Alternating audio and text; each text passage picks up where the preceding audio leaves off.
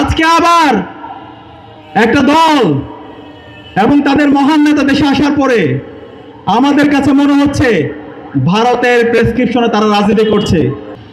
ক্লান্ত হলে চলবে না, লড়াই অনেক দীর্ঘ, একটা অসম প্রতিযোগিতা হচ্ছে।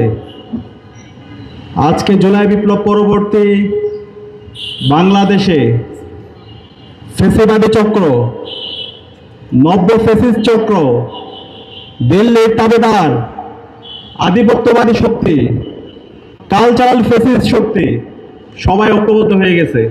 আমরা যারা জুলাই প্রজন্ম বেঁচে আছি, আমরা কি এটা হতে দিব? আমরা এটা হতে দিব না। আজকে আমরা দেখতে পাচ্ছি, আমরা যখন সারা দেশেই জুলাই বিপ্লবের শহীদদের আকাঙ্ক্ষাকে বাস্তবায়ন করার জন্য, গণভোটে হাকে বিজয় করার জন্য, আজাদির জন্য ক্যাম্পেইন করছি, ঠিক সেই সময়ে রাষ্ট্রের একটা অংশ, ডিপ স্টেটের অংশ, মিডিয়ার একটা অংশ, দিল্লির তাবেদারদের অংশ, ফ্যাসিস্টের একটা অংশ এবং নব্য ফ্যাসিস্টের একটা অংশ, তারা এনিয়ে বেনিয়ে ন্যায়ের পক্ষে ক্যাম্পেইন করছে। এই শত্রুদেরকে আমাদেরকে চিনতে হবে। তারা বাংলাদেশের কল্যাণ চায় না, তারা জুলাইকে ধারণ করে না, তারা বাংলাদেশকে আবার সেই ফ্যাসিবাদী কাঠামোতে ফিরিয়ে নিতে চায়। শহীদ উসমান হাদির উত্তরসূরিরা বেঁচে থাকতে এই কালচারাল ফ্যাসিস্ট চক্র, এই আধিপত্যবাদী শক্তিকে এবং এই নব্য ফ্যাসিস্ট শক্তিকে আমরা সফল হতে দেব না। আজকে আমরা দেখতে পাচ্ছি, গত 16 বছরে যারা খুনি হাসিনাকে সহযোগিতা করেছিল, যারা গোয়াম খুন আয়নাগরের সহযোগী ছিল, এই জাতীয় পার্টির কুলাঙ্গাররা আজকে ন্যায়ের পক্ষে ক্যাম্পেইন করছে।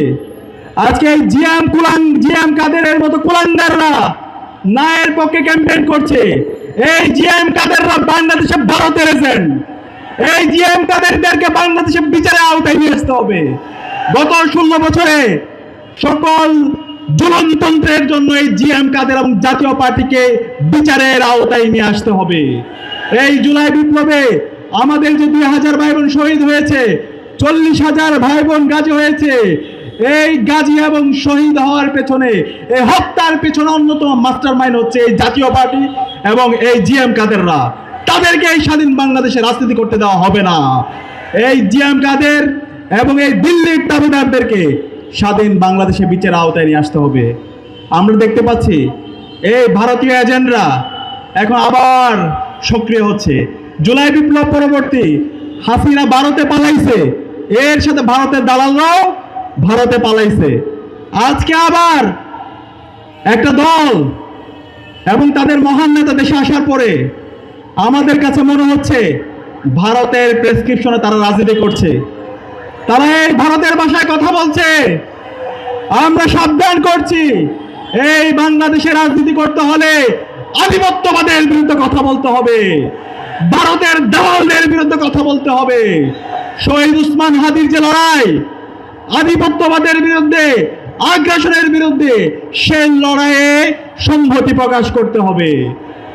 আমরা দেখতে পাচ্ছি ওই দল এবং ওই দলের মহান নেতা অনেক কষ্টে একবার হায়ের পক্ষে বলেছেন, এরপর থেকে আবার হারায় গেছে। তৃণমূল পর্যায়ে ক্রমাগতভাবে তারা ন্যায়ের পক্ষে ক্যাম্পেইন করছে।